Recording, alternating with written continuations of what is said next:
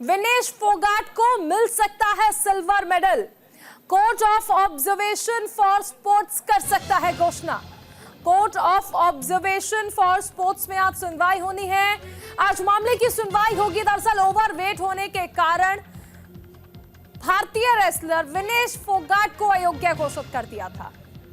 भारतीय महिला पहलवान विनेश फोगाट को पेरिस ओलंपिक 2024 में सिल्वर मेडल मिलने की संभावनाएं हैं।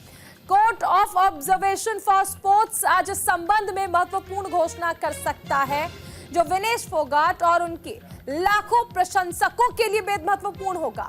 विनेश फोगाट ने पेरिस ओलंपिक 2024 में अपने शानदार प्रदर्शन से सभी को प्रभावित किया था। कड़ी मेहनत करते हुए फाइनल्स तक का सफर तय किया।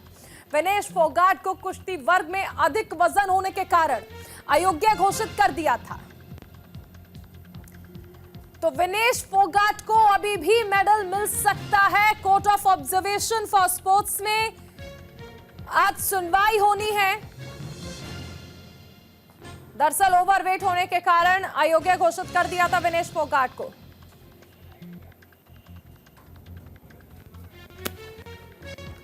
तो court of observation for sports ने अयोग्य घोषित कर दिया था। हमारे साथ हमारे सहयोगी करण शर्मा जुड़ गए हैं ज्यादा जानकारी के साथ। करण, उम्मीदें टूटी नहीं है। आज एक बार फिर से उम्मीद है कि शायद किस्मत बदल जाए और विनेश फोगाट की जो मेहनत है और लाखों करोड़ों प्रशंसकों की जो दुआएं हैं वो काम कर जाए। ये चारुल, देखिए, माँ की दुआओं में बहुत ज्यादा ताकत होती है और मुझे ऐसा लगता है कि उनकी मम्मी ने ये दुआ मांगी होगी कि जैसे तैसे करके मेरी बेटी के साथ इंसाफ हो, और वो लगता है कि इंसाफ बहुत जल्द होने वाला है। अब इस केस के अंदर अगर आपको अपडेट दे तो चारुल, देखिए, विनेश फोगाट के केस को 4 फ्रांस के लॉयर्स, दोनों लॉयर्स जो है रिप्रेजेंट कर सकते हैं, जो पेरिस बार काउंसिल की तरफ से ही दिए जाएंगे। और जिनको ये टर्म नहीं समझ में आ रही है, मैं अपने दर्शकों को बता दूं कि दोनों लॉयर्स वो होते हैं जो कोई भी पैसा चार्ज नहीं करते हैं। तो फ्री ऑफ कॉस्ट उनका ये केस देखा जाएगा, लेकिन इंडिया अपनी तरफ से पूरी कोशिश कर रहा है कि वो अपने लॉयर्स को भी इंक्लूड कर सके, ताकि, क्योंकि देखिए हमारी कंट्री है, हम अपने जो कंट्री मैन है उसको बहुत अच्छे से रिप्रेजेंट कर सकते हैं। इसके लिए 2 लॉयर्स का नाम अभी सामने आ रहा है, एक हरीश साल्वे का और एक विदुषपत सिंघानिया का।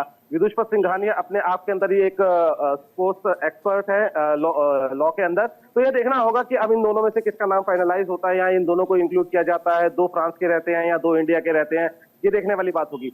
हाँ, उम्मीदें इसलिए भी जग चुकी हैं चारुल कि देखिए, जो court of arbitration for sports है वो बहुत जल्द ही मानता नहीं है। इसलिए विनेश फोगाट ने 2 अपील की थी कि एक तो मुझे गोल्ड मेडल के लिए खेलने दिया जाए, या मुझे ज्वाइंट एक सिल्वर मेडल दिया जाए, क्योंकि मैं भी डिजर्व करती हूँ। और इसीलिए कहा जा रहा है कि उम्मीदें इनकी बढ़ गई हैं। चाहेंगे कि देखिए, 2 चीजें हैं। एक तो मेहनत जो रही है विनेश फोगाट की, फाइनल्स तक वो पहुंचती है।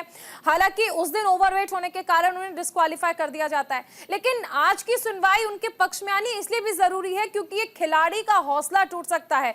विनेश फोगाट ये सब देखकर पहले ही ऐलान कर चुकी है कि मैं हार चुकी हूँ, कुश्ती जीत चुकी है, संन्यास लेने का ऐलान कर चुकी है। ऐसे में अगर उनके पक्ष में फैसला आता है तो शायद वो अपना फैसला बदलने और देश एक खिलाड़ी को, एक होनहार खिलाड़ी को शायद ना खोए।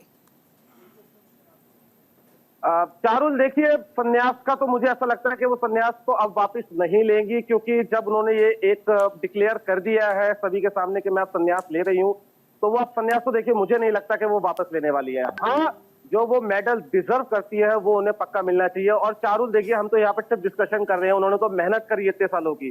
तो जिस इंसान ने इतनी मेहनत करी और वो फेयरली पहुंचा, हाँ ठीक है, कुछ समय पहले उनका थोड़ा वेट बढ़ गया, क्योंकि अभी थोड़े टाइम पहले ही उन्होंने अपनी 53 किलोग्राम कैटेगरी को छोड़ के 50 किलोग्राम कैटेगरी को अपनाया था। वहां उन्हें लगा था कि हाँ, मैं गोल्ड मेडल जीत सकती हूँ। तो चारुल, आप बिल्कुल सही कह रहे हैं, जो उनकी मेहनत है वो डिजर्व करती है एक सिल्वर मेडल।